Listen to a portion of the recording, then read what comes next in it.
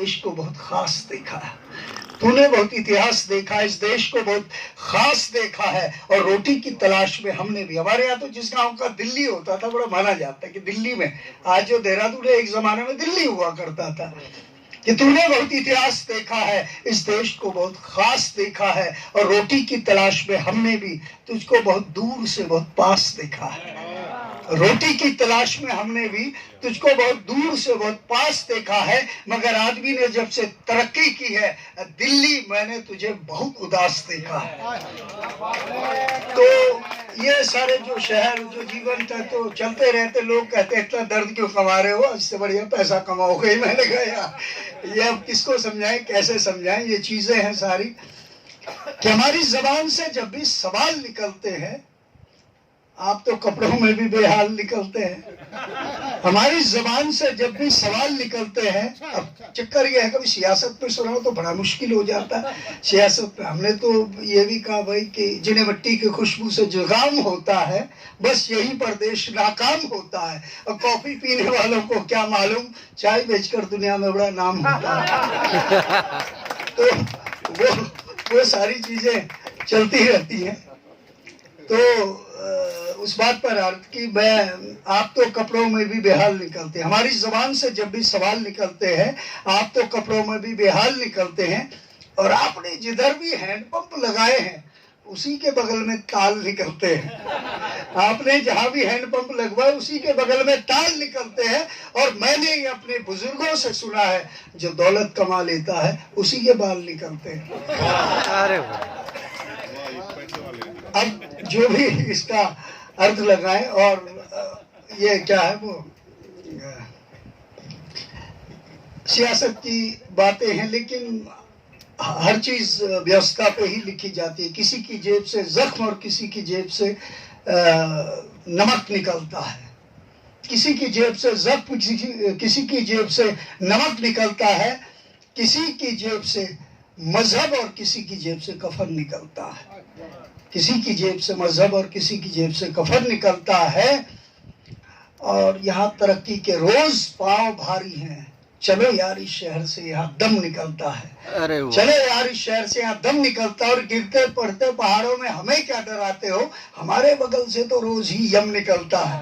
गिरते पड़ते पहाड़ों में हमें क्या डराते हो, हमारे बगल से रोज ही यम निकलता है। और यार हम इतने सालों से लगातार पिस रहे, वो कहते नहीं और पिसो, इनसे तेल कम निकलता है। तो ये सारी चीजें। और गाँव के जो दिल भी उतर कर पेट में आ गया, दिल भी, राम वृक्ष बेनीपुरी का जो पाठ था गेहूं और गुलाब का, कि दिल भी उतर कर पेट में आ गया, दिल भी उतर कर पेट में आ गया, मेरा गांव भी शहर की चपेट में आ गया। दिल भी उतर कर पेट में आ गया, मेरा गांव भी शहर की चपेट में आ गया।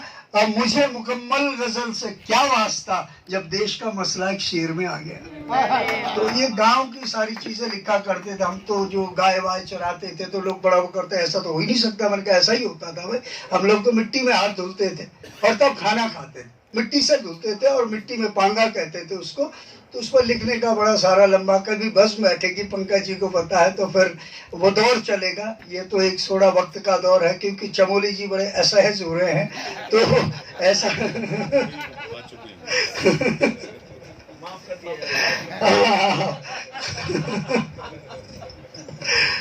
ये सारी चीजें हैं। और वो एक मेहमान भूखे भी हैं, मेहमान भूखे भी हैं।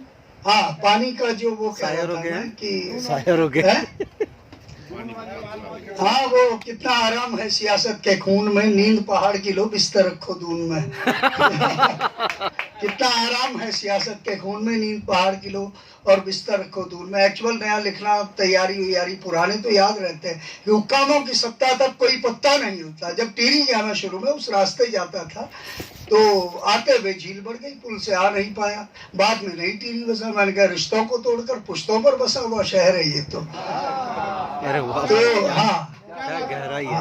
और तब बोगना जी आंदोलन किया करते थे, ऊपर से हेलीकॉप्टर रोज ही उड़ा करते थे, मेनका गांधी जो भी आते वीपी सिंह। एक प्रोसेस है, ये प्रक्रियाएं चलती रहती, ऊर्जा भी चाहिए और पर्यावरण भी चाहिए। धीरे धीरे समझ आती है हर चीज, उम्र के साथ साथ। जब अंडर 14 अंडर 19 होता है आदमी, तब जाकर समझ आती है धीरे धीरे।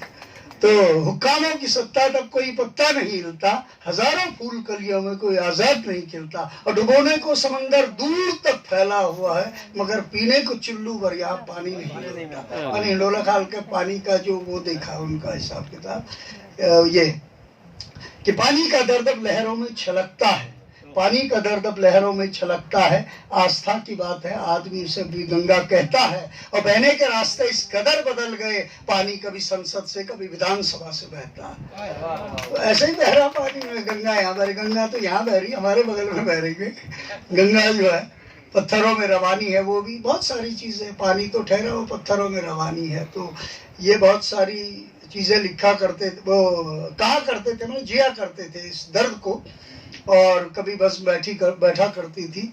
और आज तो खैर वक्त एक अनौपचारिक है, मुझे यहाँ पर एक मौका मिला अपनी बात रखने का, और खैर अपनी बात रखने का तो मौका बहुत छोटा सा, लेकिन तब बड़ा मौका मिला कि इतने सारे महानुभावों के दर्शन हुए। हालांकि रुड़की में ही बातचीत हुई, लेकिन ऐसा नहीं, बड़ा क्यूरियस थे हम लोग कि बस जैसे वो रात को हम देखते थे बारात आने वाली है, छोटे छोटे बच्चे जाते, बारात आ गई, बैंड बाजे बज गए, तो वैसा ही आज लग रहा था, बिल्कुल वही चीज़ जो है निकल करके आई। और अंत में मैं आपको बता दूं, मेरे कभी जब बच्चे होते हैं वो स्कूल में तो खाली पेट आते, अब राष्ट्रगान में खड़े रहना पड़ता, बड़ा देखता रहता है, खाली पेट है। अब कैसे जो है ये फर्क है जमीन और आसमान का, देखा मैंने, बेहोश होते फिर ले जाओ, अब आप या तो राष्ट्रगान में ऐसे रहिए, बेहोश को उठाइए, तो वहां पर बड़ा मुश्किल हो जाता है कि राष्ट्र और राष्ट्र के लिए वो, ये प्रश्न है, बच्चा किसके लिए, राष्ट्र किससे बनेगा, उस बच्चे से तो पहले उसको मजबूत करना पड़ेगा। राष्ट्रगान का तो सम्मान है अपनी जगह, लेकिन देखिए बच्चे के मन में, मैं आपको एक शेर सुना रहा हूँ, उसके बाद मैं अपनी जगह लूंगा, और चमोली जी कोई बात नहीं, हम लोग बाद में मिलेंगे, देखी जाएगी। ये फर्क है जमीन और आसमान का, उनके हवाले नक्शा है हमारे मकान का। अरे वाह। ये फर्क है जमीन और आसमान का, उनके हवाले नक्शा हमारे मकान का, और बच्चे शाम को रोज खाली थैला टटोले, बमुश्किल निकलता है किराया दुकान का। बच्चे शाम को रोज खाली थैला टटोले, बमुश्किल निकलता है किराया दुकान का, और खाली पेट हैं फिर भी सीधे खड़े हैं, यहाँ इतना सम्मान है राष्ट्रगान का। बहुत बहुत धन्यवाद, आप लोगों को प्रणाम। मैंने जो भी अल्फाज इधर के उधर करके जो भी सुना है मुझे माफ करेंगे।